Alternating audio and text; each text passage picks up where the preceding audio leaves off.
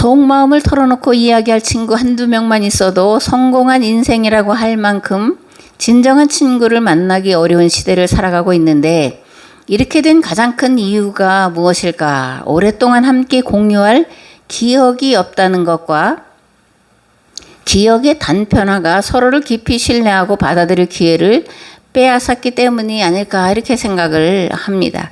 이러한 시대에 믿음의 가정들이 심혈을 기울여야 할 것이 우리 자녀들에게 예수 그리스도 안에서 교회 공동체를 통해서 영원토록 함께 공유할 기억들을 만들어주는 것이 아닐까, 이런 생각을 해봅니다. 아멘.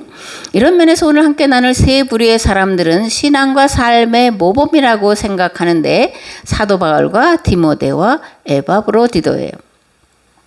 사도 바울은 빌립보서에서 생명까지 내놓고 바울의 이방인 선교에 동참한 믿음의 동력자 두 사람을 이렇게 소개를 하고 있습니다. 빌립보서 2장 19절에서 30절에 기록이 되어 있는데 봉독을 하겠습니다. 내가 디모데를 속히 너에게 보내기를 주 안에서 바람은 너희의 사정을 알므로 안위를 받으려 함이니, 이는 뜻을 같이하여 너희 사정을 진실히 생각할 자가 이밖에 내게 없음이라. 그들이 다 자기 일을 구하고 그리스도 예수의 일을 구하지 아니하되 디모데의 연단을 너희가 안하니 자식이 아버지에게 한같이 나와 함께 복음을 위하여 수고하였느니라. 그러므로 내가 내 일이 어떻게 될지를 보아서 곧 이 사람을 보내기를 바라고 나도 속히 가게 될 것을 주 안에서 확신하노라. 그러나 에바브로디도를 너에게 보내는 것이 필요한 줄로 생각하노니 그는 나의 형제요, 함께 수고하고 함께 군사된 자요, 너희 사자로 내가 쓸 것을 돕는 자라. 그가 너희 무리를 간절히 사모하고 자기가 병든 것을 너희가 들은 줄을 알고 심히 근심한지라. 그가 병들어 죽게 되었으나 하나님이 그를 긍휼히 여기셨고 그뿐 아니라 또 나를 긍휼히 여기사 내 근심 위에 근심을 면하게 하셨느니라. 그러므로 내가 더욱 급히 그를 보낸 것은 너희로 그를 다시 보고 기뻐하게 하며 내 근심도 덜려 함이니라. 이러므로 너희가 주 안에서 모든 기쁨으로 그를 영접하고 또 이와 같은 자들을 존귀히 여기라. 그가 그리스도의 일을 위하여 죽게 이르러서도 자기 목숨을 돌보지 아니한 것은 나를 섬기는 너희의 일에 부족함을 채우려 함이니라. 아멘. 빌립보 교회와 로마 감옥에 갇혀있는 바울 사이를 끈끈하게 이어주는 다리가 있는데 디모데와 에바브로디도예요. 디모데는 우리가 잘 알듯이 아버지는 헬라인이고 어머니와 할머니는 유대인인데, 사도 바울이 루스드라에 이르렀을 때 만났고 이후 바울의 선교 사역에 끝까지 동참한 믿음의 동력자고 믿음의 아들이고, 그래서 사도행전과 디모데 후서에서 바울은 디모데를 이렇게 소개를 하고 있습니다. 바울이 더베와 루스드라에도 이름에 거기 디모데라 하는 제자가 있으니 그 어머니는 믿는 유대 여자요 아버지는 헬라인이라. 디모데는 루스드라와 이고니온에 있는 형제들에게 칭찬받는 자니 바울이 그를 데리고 떠나고자 할새 그 지역에 있는 유대인으로 말미암아 그를 데려다가 할례를 행하니 이는 그 사람들이 그의 아버지는 헬라인인 줄 다 알미러라. 디모데 후서 1장에는 이렇게 기록되어 있습니다. 내가 밤낮 간구하는 가운데 쉬지 않고 너를 생각하여 청결한 양심으로 초장적부터 섬겨오는 하나님께 감사하고 내 눈물을 생각하여 너 보기를 원함은 내 기쁨이 가득하게 하려 함이니 이는 내 속에 거짓이 없는 믿음이 있음을 생각함이라. 이 믿음은 먼저 내 외조모 로이스와 내 어머니 유니게 속에 있더니 내 속에도 있는 줄을 확신하노라. 아멘. 바울이 로마 감옥에 갇혀 있을 때에 디모데도 거기에 함께 있었고, 빌립보 교회 지도자 중에 한 사람인 에바브로디도도 바울을 만나러 로마에 와 있었습니다. 그런데 로마에 와 있던 에바브로디도가 병이 들어서 죽음 직전까지 가 있다라는 소식을 빌립보 교인들이 듣고 걱정과 근심이 많았다, 이런 이제 소식도 사도 바울이 듣게 되는 거죠. 그런데 하나님의 은혜로 에바브로디도가 병에서 놓여서 건강하게 되었고, 그래서 사도 바울은 디모데와 에바브로디도를 빌립보 교회에 돌려보내려고 합니다.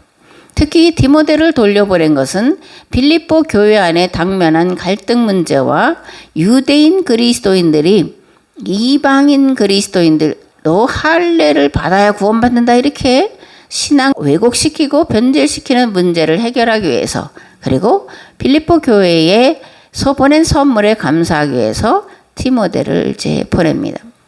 디모데는 바울의 옥바라지를 위해서 반드시 필요한 자였지만 바울은 자신의 유익이 아니라 교회의 유익을 위해서 기꺼이 디모데를 빌립보 교회로 다시 돌려보내고 있는 겁니다. 아멘. 이런 빌립보서를 통해서 우리가 세 부류의 신앙인을 만날 수 있는데, 금방 말씀드린 바울과 디모데와 에바브로디도예요. 첫 번째로 바울과 같은 부류의 신앙인을 우리가 만날 수 있는데, 사도 바울은 예수 그리스도를 빼닮은 자였다라는 겁니다. 바울은 담에색에서 부활하신 예수님을 경험한 이후에 일평생 하나님 나라와 하나님의 의를 이루게 한 삶을 살아간 자의 모델이에요. 바울은 하나님의 부르심을 따라 땅끝까지 복음을 전하려고 하는 사명을 감당하기 위해서 일평생 수고하고 헌신하는 삶을 살았는데, 그러다가 로마 감옥에 갇히게 된 거고, 로마 감옥에서 빌립보서를 쓰고 있다라는 겁니다.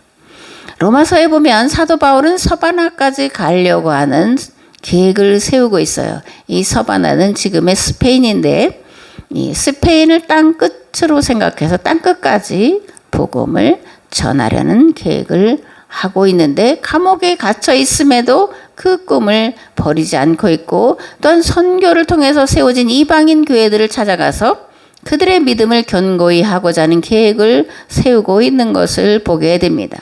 신앙 무엇일까? 그런 건데, 신앙은 포기하지 않는 겁니다. 신앙은 절망하거나 낙심하는 것이 아닙니다. 꿈이 이루어질 때까지 믿음을 가지고 앞으로 나아가는 것이 신앙이에요. 하나님께는 불가능이 없기 때문에 그렇습니다. 하나님은 절망하거나 낙심하거나 포기하지 않는 분이시기 때문에 그런 거예요. 우리가 그 하나님을 믿으며 끝까지 믿음 안에서 우리가 가진 꿈을 이루고자 할 때 하나님께서 그 꿈을 이루도록 반드시 역사해 주실 줄을 믿습니다. 아멘. 사도 바울이 어떤 믿음의 사람인지 빌립보서와 디모데후서를 통해서 알아볼 텐데, 빌립보서에는 이렇게 기록이 되어 있습니다. 만일 너희 믿음의 재물과 섬김 후에 내가 나를 전제로 드릴지라도 나는 기뻐하고 너희 무리와 함께 기뻐하리니 이와 같이 너희도 기뻐하고 나와 함께 기뻐하라. 디모데후서 4장에 보면 이렇게 되어 있습니다. 전제와 같이 내가 벌써 부어지고 나의 떠날 시각이 가까웠도다. 나는 선한 싸움을 싸우고 나의 달려갈 길을 마치고 믿음을 지켰으니 이제후로는 나를 위하여 의의 면류관이 예비되었으므로 주 곧 의로우신 재판장이 그날에 내게 주실 것이며 내게만 아니라 주의 나타나심을 사모하는 모든 자에게 두니라. 아멘.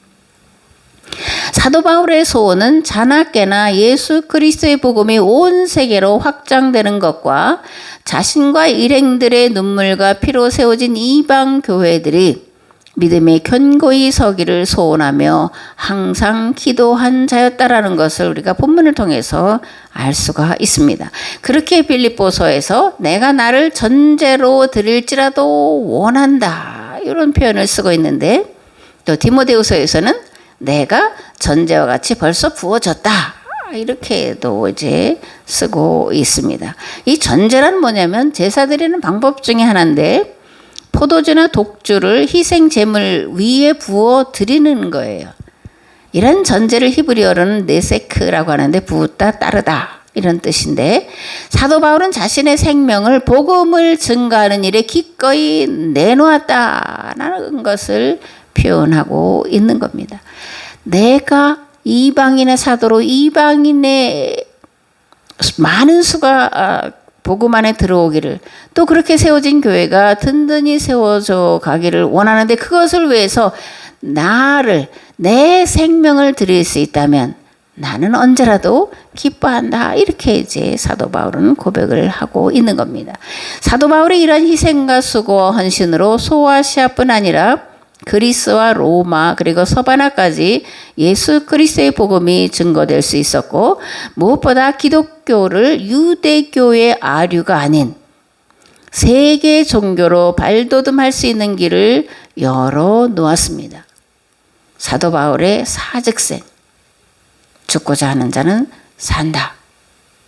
이런 신앙가를 가지고 일평생 복음을 위해 달려갔기 때문에 유대교가 아닌, 유대교 이단이 아닌 기독교로, 그리고 이 유대 사회만이 아닌 온 세상의 종교로 발돋움하게 되었다. 그런 말씀입니다. 아멘. 이런 생각을 해 보셨는지 모르겠는데, 사도 바울이 지금 다시 깨어나가지고 그 터키, 그래서 터키와 시리아 이런 지역들의 교회를 바라본다면 어떤 생각을 가질까? 그런 건데요. 그죠? 시리아 안디옥, 또 에베소, 소아시아 7교회, 7교회만 있는 게 아니잖아요. 소아시아에 있던 수많은 교회들이 처참하게 무너져 내린 모습을 보면서 또 하나님의 심장으로 말씀을 선포하고 십자가의 사랑으로 세운 교회들이 무슬림을 믿는 자들이 되어 있는 모습을 보면, 또 IS라고 하는 이슬람 근본주의자들이 악명을 떨치고 있는 그런 모습을 본다면 과연 어떤 반응을 보일까? 터키는 땅이 넓어요.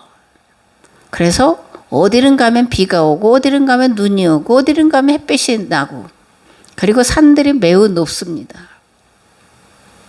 그런 데를 걸어서 복음을 전하러 다닌 거라고요.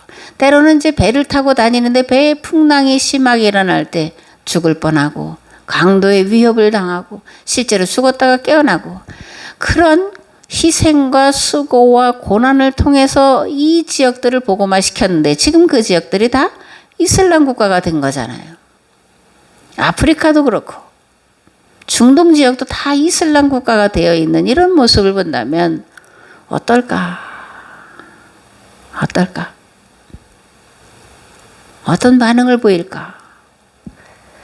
이 구약에 나오는 것처럼 최고의 슬픔을 나타나는 게 뭐냐면 이들은 티끌에 앉아서 죄를 무릅쓰고 옷을 찢고 머리를 잡아 뜯고, 이게 이제 이스라엘 백성들이 하나님 앞에 정말로 참회하고 통회하는 그런 모습인데, 그런 모습을 하지 않겠냐, 그런 겁니다. 사실 너무나 심각한 상황에, 또는 너무나 슬픈 상황에, 너무나 고통스러운 상황에 사람이 당하면 사실 아무 소리도 할 수가 없어요.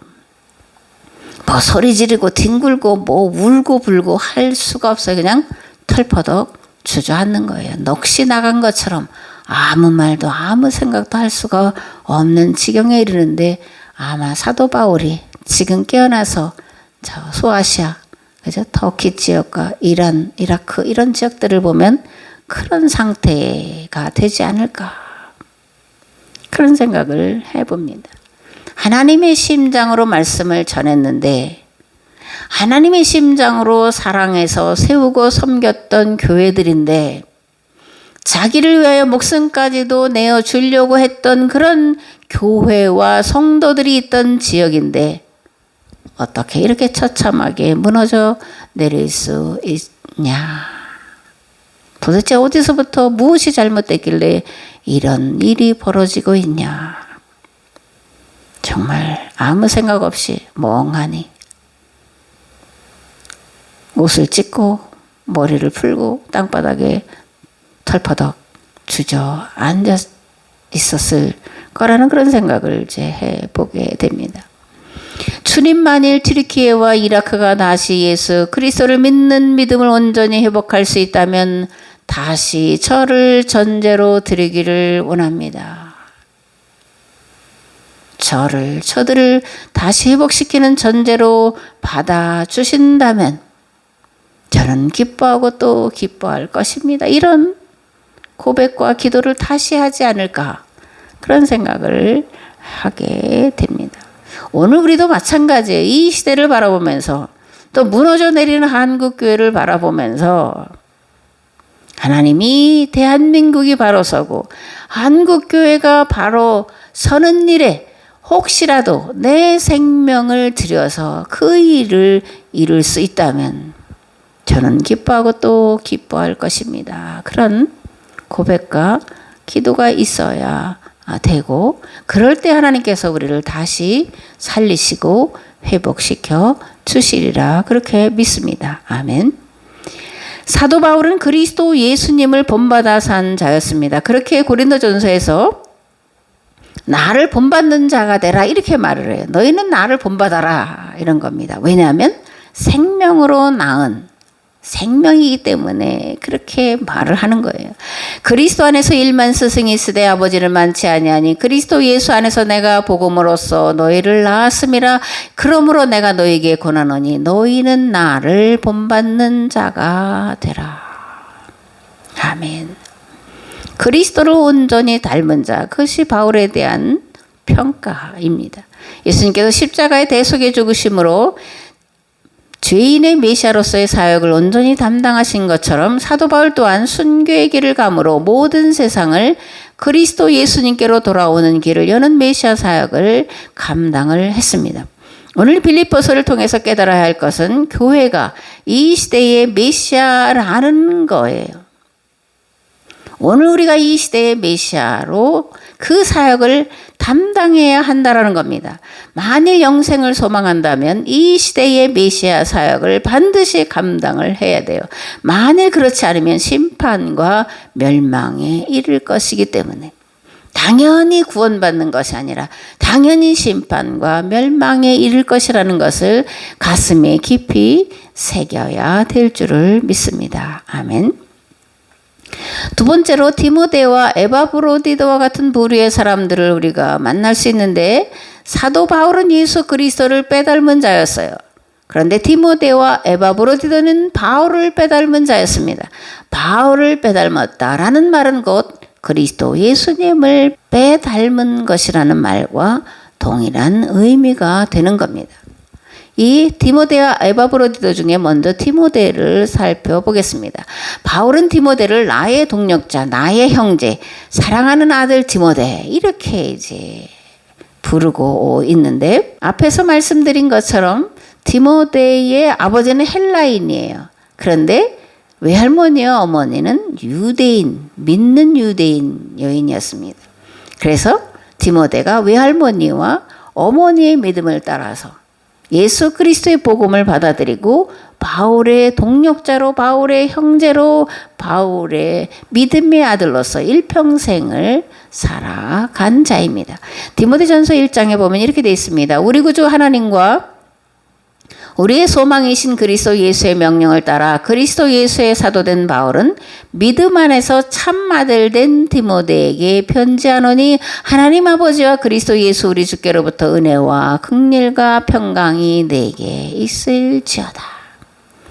믿음 안에서 참 아들 된 디모데에게 이런 축복의 인사를 나누고 있는 거예요. 디모데후서에도 이렇게 기록되어 있습니다. 하나님의 뜻으로 말미암아 그리스도 예수 안에 있는 생명의 약속대로 그리스도 예수의 사도된 바울은 사랑하는 아들 디모데에게 편지하노니 하나님 아버지와 그리스도 예수 우리 주께로부터 은혜와 긍휼과 평강이 내게 있을지어다. 아멘. 사랑하는 아들 디모데야, 가장 온유하고 가장 따뜻하고 가장 사랑스러운 언어로 사도 바울이 디모데를 부르고 있습니다. 디모데는 바울이 믿음으로 낳은 아들이고 선교의 동력자고 바울과 함께 연단을 받은 자예요. 바울이 동족에 의해서, 그리고 유대인 그리스도인에 의해서, 그리고 이방인들에 의해서 핍박받고 위협받고 고난받을 때 함께한 자였습니다. 그렇기 때문에 바울은 디모데를 신뢰할 수 있었고 믿음의 아들로 받아들일 수 있었다라는 거예요. 모세와 여호수아의 관계처럼 사도 바울과 디모데의 관계가 믿음의 아들이고 가장 신뢰할 만한 자고 동력자고 자신의 뒤를 이어 복음을 전할 자가 되었다라는 겁니다. 아멘. 바울은 2차 선교 여행을 준비할 때 1차 선교 여행에 동행했다가 중도에 하차한 마가 요한이 아니라 디모데와 동행을 하게 돼요. 그래서 이제 바나바와 갈라지게 되는 겁니다. 바나바는 마가 요한을 데리고 구브로로 갔고 사도 바울은 디모데를 데리고 이제 2차 선교 여행을 떠나게 되는데, 이후 디모데는 바울이 근심이 없이 모든 것을 맡길 만한 자로 세워졌어요. 그래서 감옥에 있는 바울은 디모데를 필립보 교회로 보내면서 자신이 해야 될 사역을 감당하도록 합니다. 3차 선교 사역 때에는 당시에 고린도 교회의 분열의 문제가 심각했는데 그 문제를 해결하도록 디모데를 파견하고 있어요. 그리고 디모데는 사도 바울의 믿음대로 그 일을 잘 수행했음을 볼 수가 있습니다. 아멘. 이는 뜻을 같이하여 너희 사정을 진실히 생각할 자가 이밖에 내게 없습니다. 그들이 다 자기 일을 구하고 그리스도 예수의 일을 구하지 아니하되 디모데의 연단을 너희가 하나니 자식이 아버지에게 한같이 나와 함께 복음을 위하여 수고했다. 이렇게 사도 바울은 말을 하고 있습니다. 교회를 섬기는 일을 위해서 사람을 찾을 때 디모데는 핑계하거나 자기 일에 치우치지 않고 언제나 아멘으로 응답한 자였어요. 왜 그럴까? 디모데는 바울의 믿음과 사랑과 마음을 닮은 자였기 때문입니다. 그래서 필립보 교회를 위해 디모데를 보내기로 어려운 결단을 하고 있는 거예요. 바울은 자신이 방문할 수 없는 교회들에게 디모데를 보내는 일을 종종 했는데 고린도 교회와 필립보 교회와 에베소 교회, 특별히 에베소 교회의 담임자로 바울 다음에 디모데 그리고 사도 요한으로 이어진 것을 우리가 성경을 통해서 알 수가 있습니다. 아멘. 누가복음 9장 59절에서 62절 말씀을 보겠습니다. 또 다른 사람에게 나를 따르라 하시니 그가 이르되 나로 먼저 가서 내 아버지를 장사하게 허락하옵소서. 이르시되 죽은 자들로 자기의 죽은 자들을 장사하게 하고 너는 가서 하나님의 나라를 전파하시고, 또 다른 사람이 이르되 주여 내가 주를 따르겠나이다마는 나로 먼저 내 가족을 작별하게 허락하소서. 예수께서 이르시되 손에 생기를 잡고 뒤를 돌아보는 자는 하나님의 나라에 합당하지 아니하니라. 최우선순위 먼저 두어야 할 것은 하나님의 나라와 하나님의 의를 이루는 거라는 얘기예요. 복음 사역자로 불림을 받았을 때에 먼저 가족을 돌아보는 게 아니고, 먼저 돌아간 아버지를 장례하는 것도 아니고, 쟁기를 잡고 내가 농사일을 다 한 다음에 가겠다라고 핑계대거나 미루어서는 안 된다라는 겁니다. 그렇게 되면 하나님 나라에 합당하지 않다라는 거예요. 너희는 먼저 하나님의 나라와 하나님의 의를 구하라. 그러면 이 모든 것을 너희에게 더 하시리라. 이렇게 말씀하시는데 우선순위를 우리가 어디에다 둘 거냐.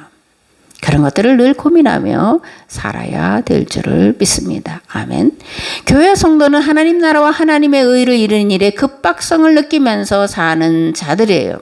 그러므로 사사로운 일이나 감정이나 환경에 치우쳐서는 안 됩니다. 만일 그렇게 하면 예수님의 말씀대로 하나님 나라에 합당하지 않게 된다. 즉 구원에 이룰 수 없다라는 것을 반드시 기억을 하시기 바랍니다. 아멘. 두 번째로 에바브로디도예요. 에바브로디도는 필립보 교회가 바울에게 보내는 헌금을 전해주고 감옥에 갇힌 바울을 섬기도록 보낸 자입니다. 바울의 옥살이와 같은 생활을 해야 되는데 그것을 기꺼이 순종하며 로마로 간 자가 에바브로디도예요.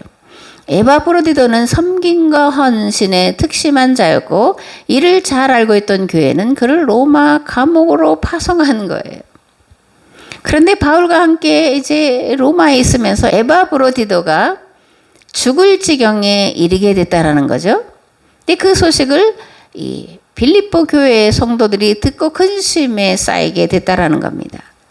그런데 하나님께서 그들의 근심과 바울의 근심을 보시고 그를 살려주셨습니다. 그래서 바울은 디모데와 함께 에바브로디도를 다시 돌려보내려고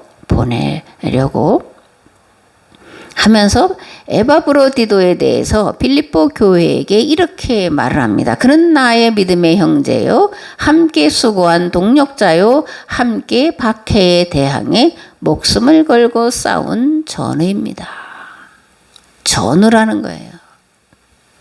전쟁터에서 전우라는 것은 목숨을 같이 하고 또는 같이 나누고 싸우는 자를 전우다 이렇게 말하는데, 사도 바울은 에바브로디도를 목숨을 걸고 싸운 나의 전우다 이렇게 이제 말을 하고 있는 거죠.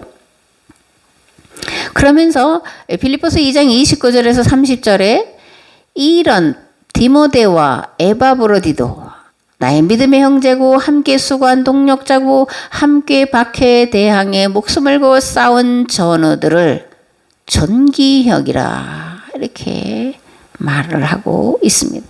이러므로 너희가 주 안에서 모든 기쁨으로 그를 영접하고 또 이와 같은 자들을 존귀히 여기라.